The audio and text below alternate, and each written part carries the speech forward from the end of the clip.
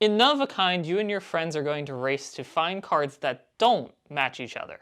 Based on one of the most cited psychological studies, the Stroop Test, you're going to challenge your brain's ability to plan, process, and manage interference, potentially making yourself smarter while you have fun. The object of the game is to score the most points over the course of 5 rounds by completing rows that don't match each other. To get started, shuffle both decks of cards. Then, count the number of players you're going to be playing with. Place one face-up point card for each player you're playing with. This will also tell you how many cards each player needs to complete their row. For example, if there are 4 players, you need 9 cards to complete a row. Then take all of the color cards and spread them out in the middle so that all the players can reach them. Lastly, have each player take a color card from the middle and place it in front of them. This is going to become their active card for the round. Let's talk about cards for a second. Each card has 3 attributes: the written color, the printed color, and the number of times the word appears on the card. So I'm looking for a card that doesn't say green and isn't printed in green, that doesn't say black and isn't printed in black, and doesn't have 2 words on it. These are the attributes we're trying not to match on our active card. So the youngest player is going to shout out go, and then all players are going to race at the same time to find cards that don't match their active card from the fanned out cards here in the middle. So my active card says the word green, is printed in black ink, and is printed 1 time on the card. I need to find a card that doesn't match any of these attributes. If I find a card that doesn't match my current active card, I place it to the right, and that card now becomes my new active card.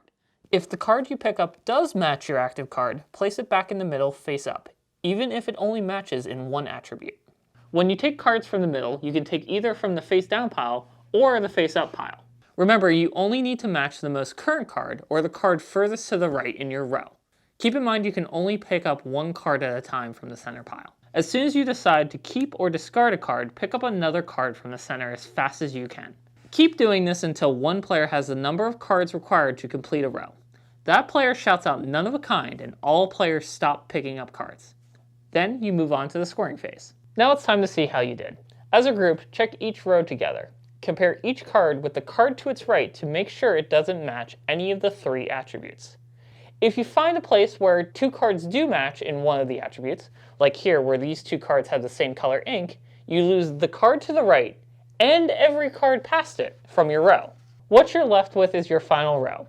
The player that has the most cards left in their row gets to select first from those point cards we revealed earlier. The second player gets to go next, and so on until all the point cards are taken. In the case of a tie, the player with the most words printed in their row gets to select first. Once that is done, collect the color cards and reshuffle them, reveal new point cards, and start a new round. At the end of 5 rounds, add up the points on your point cards. The player with the most points is going to be the winner.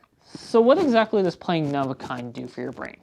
Well, it's based on the Stroop effect, which determined that people are better at processing congruent stimuli, things like the word blue printed in blue, than they are at processing incongruent stimuli, things like the word blue printed in red. And there's a lot of theories for why this is the case, but most of them agree that incongruent stimuli create traffic jams in your brain. But it's something that your brain can get better at the more it's exposed to it.